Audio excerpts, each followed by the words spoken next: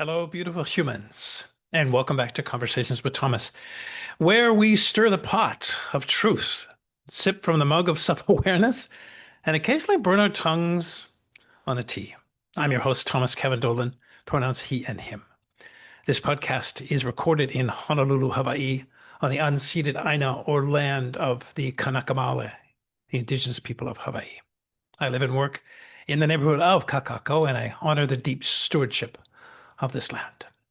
Today's episode is entitled, Your Truth Doesn't Need Approval. And oh, honey, this one may sting a bit, but in the best possible way. Like slapping aloe on a sunburn or getting the tattoo you've always wanted. A little ouch, a lot of meaning. So let's dive in. Approval. Wow, it has been addictive in my life.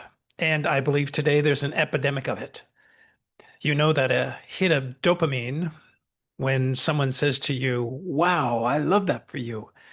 Yeah, science says that's not just validation, it's a full-blown neurological reward. According to studies from UCLA, the brain lights up in the reward centers when we receive social approval. It's like our inner corgi gets a treat for rolling over. But here's the rub. If we're constantly craving approval, constant craving, the line from Katie Lang's song, we're outsourcing our self-worth to people who don't even have the credentials to grade us. How sad is that? Audre Lorde shares this. If I didn't define myself for myself, I would be crunched into other people's fantasies for me and eaten alive. Whew. Audre did not come to play, so neither will we. And there's the trap of what I call the polite lie. Approval seeking can feel like being stuck in a permanent game of charades where you're pretending to be someone others will clap for. You lie politely, constantly. You shave off the edges of your truth like you're whittling yourself into a shape that will fit into someone else's life. That, oh my gosh, I breathe into some pain when I tell you that. I spent so much of my life shaving off the edges of my truth just to be loved and liked. Oof, still a little pain. I have work to do. And then one day you wake up and you've forgotten the shape of your own soul. I love the wisdom of Bill Hooks. The moment we choose to love, we begin to move towards freedom, to act in ways that liberate ourselves and others. And I think the point is this: real love doesn't ask you to shrink. It doesn't need you to please. Real love is approval agnostic. Isn't that cool? Real love is approval agnostic. I like that one. Here's a story from my own life, from my memoir, Little Fag. The chapter is called Striving for Flawlessness. And honestly, it's one of the rawest truths I've ever had to actually write down. I grew up performing perfection. Shiniest shoes, best hair, nicest manners. Mrs. Rudolph, the mom of my best friend Peter, said I was the most polite little boy in the world. I memorized my prayers. I danced with girls when I was told to, and I made damn sure not to say anything that might not let the truth slip out. I made damn sure not to say anything that might let the truth slip out. That truth was that I was gay. I didn't just want approval. I needed it. Because underneath all that polish was the belief that if they found out I was gay, I'd lose everything. I'd lose being loved. I'd lose being liked. And a fear for me as a little guy was that somebody would kill me because I was gay. That drive for perfection, it was a survival tactic.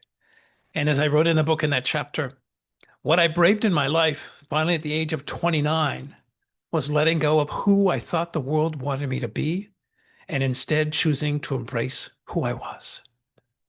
That coming out didn't arrive with a parade. There was no choir of affirmations or spiritual confetti. But what it did bring me was breath. For the first time in my life, I exhaled. It wasn't about being seen as perfect anymore. It was actually about being real. fully, unapologetically human. That shift didn't mean everyone approved. Lord knows there were a lot of folks that didn't approve with the fact that I was gay. Some people stepped away, some were confused, some literally disappeared. And from that day in August in 1988, those that have disappeared, I literally have never seen again. But the freedom I found when I stopped chasing their nods and started standing in my own truth, that truth, it was electric. And maybe the most important part, I didn't need to convince anyone. My truth stopped asking for a permission slip. And that's when I truly began to live. Because the truth, and I think you get this, because when the truth, your truth, when you don't need to have it applauded, you get to live it. Here's a thought. I'm going to ask you some questions, and they're connected to with this question. Are you addicted to approval? Right, this is a breath of practicality in today's podcast. I want to walk you through a 5-question, I called it an approval inventory. And from the most truthful place inside of you, and you don't have to share this with anybody, from the most truthful place inside of you, I'm going to ask you to answer from that place. Question number 1. When you share your truth, do you immediately scan for someone's reaction? Number 2, do you find yourself editing what you say mid-sentence? Number 3, do you call yourself too much before anyone else can? Number 4, do you say yes when that gorgeous soul of yours screams no? And finally, number 5, would you rather be liked than be known? If yes to 3 or more of these showed up for you, you're in really great company. You're not alone. But you may be sacrificing peace for politeness. Because remember, the truth doesn't ask for permission. There's something electric about declaring who you are and not waiting for a round of applause. Imagine if Harriet Tubman waited for a permission slip. Imagine if James Baldwin waited until people were ready. Imagine if Lizzo waited for body positivity to trend. I love how Angela Davis puts this, and this lands really hard on truth. She states, I am no longer accepting the things I cannot change. I am changing the things I cannot accept. I'm going to assert that your truth might not win you fans or in-laws, but it will give you peace. And baby, that peace is priceless. I remember discovering it slowly from kind of 1988 forward. Priceless, right? My peace is priceless. Give this a whirl. Try this. I call it truth in practice. This week, and each day, speak one uncomfortable truth out loud every day. Say it in a way that doesn't have you soften. Don't explain it. Don't justify it. Just let it land. You're not being cruel. You're being clear. I've added a short, smart practice you can seemingly add to help you stay buoyed and disentangled from approval addiction. Just another little takeaway for you today, because this is deep. This is deep, soulful work. And many of you may be familiar with mirror work. This is perhaps a little simpler. I call it daily mirror check-in. So each morning, find a mirror, look in the mirror, and say one true thing about yourself. Something you know to be true. Something you know to be real, even if no one else ever applauds it. The key is to speak it out loud, make eye contact with your reflection. It's a daily reminder that your truth starts with you, not with somebody else's reaction. And let me share with you an example from my life. Let me just get quiet for a second. I have survived what was meant to silence me, and I choose to live out loud. I have survived what was meant to silence me, and I choose to live out loud. It honors my personal journey, my voice, and my ongoing choice to live authentically, regardless of external approval. I don't give a shit.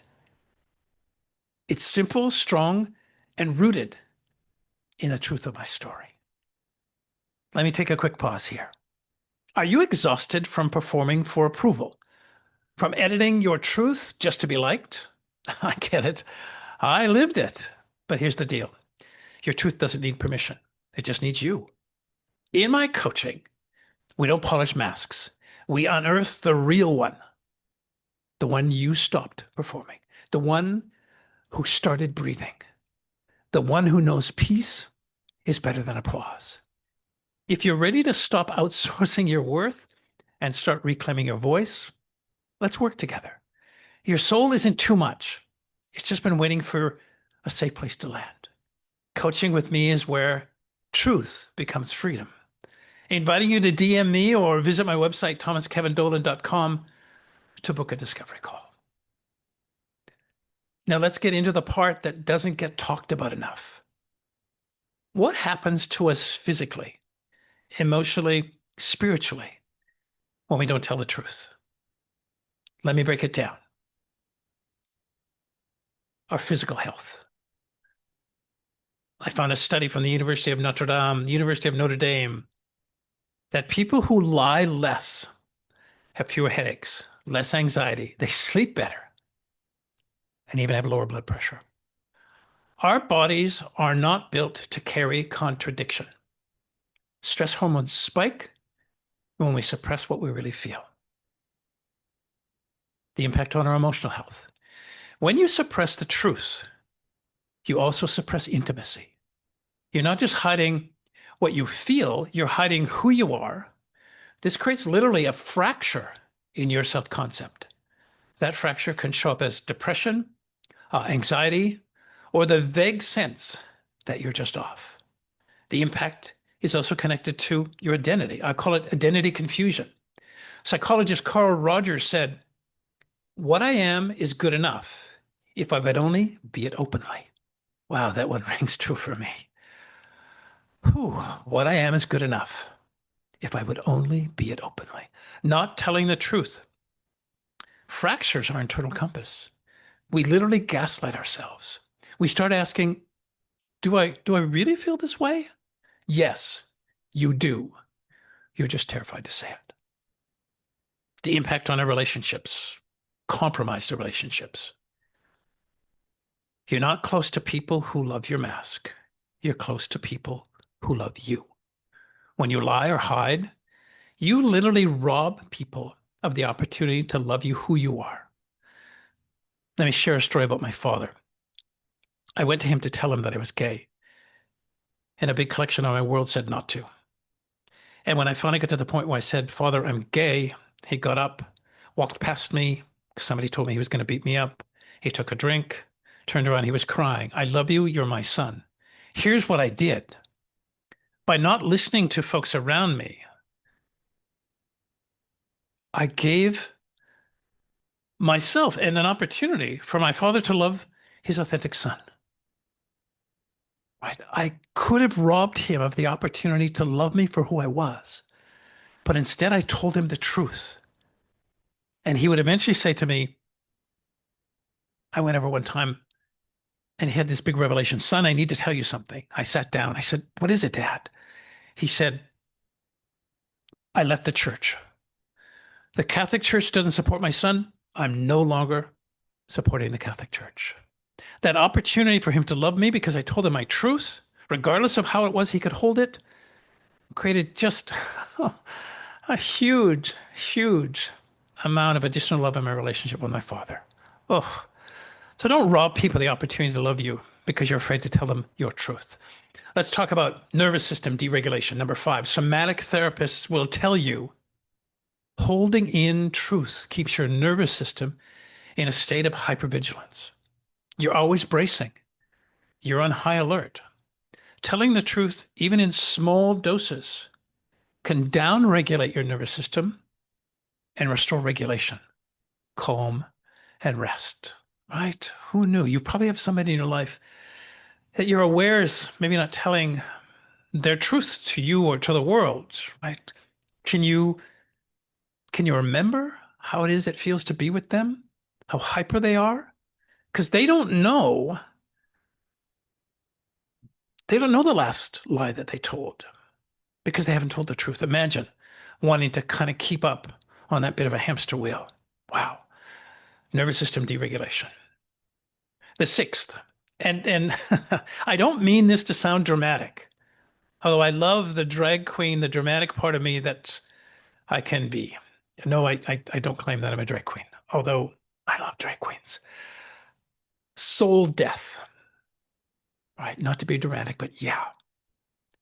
When we betray our truth long enough, we don't just lose peace, we lose presence. Oh, that's painful.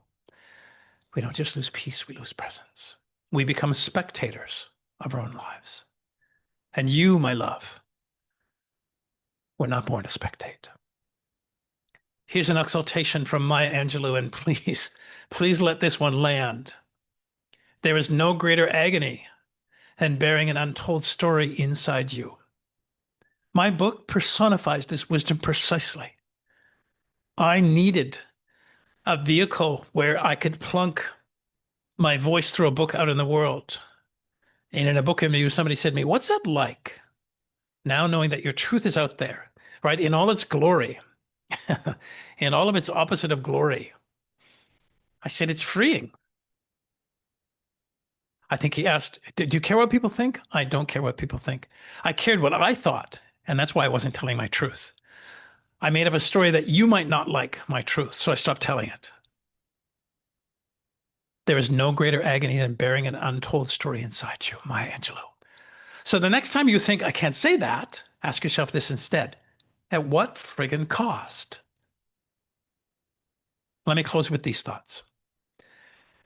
There's this idea that truth has to be loud to matter. But some of the most powerful truths are whispered. Your truth doesn't need a megaphone. It doesn't need a panel of judges. It just needs you.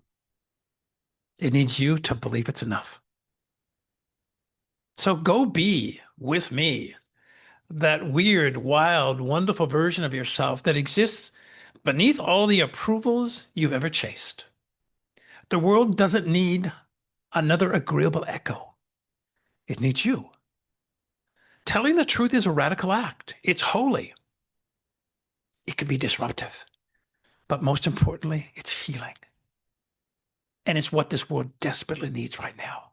And I'm going to assert it's what you need right now to know your truth and to be able to share your truth. So this week, live like your truth is sacred. Because guess what? It is. If this episode stirred something in you, it certainly stirred something in me. There's a lot more animation in telling you this than when I sat down to write the script for this. Yeah, it stirred something in me. If it stirred something in you, I want to invite you to share that with somebody who perhaps needs a reminder, right? You don't need a permission slip to be real. Inviting you to subscribe to the podcast, leave a review, and if you're feeling brave, tag me with your biggest truth-telling moment this week. I want to cheer you on. And remember, these conversations are here to inspire and support, but they're not a replacement for professional care. If you're navigating tough mental stuff, please reach out to a licensed therapist or healthcare provider. This podcast, and you've heard this before, is created with a lot of love, lived experience. Oh, this path that I have walked. And it's also created with just enough research to keep things curious. And of course, with the added tech magic of my wonderful husband, Adam Ma, my co-executive producer.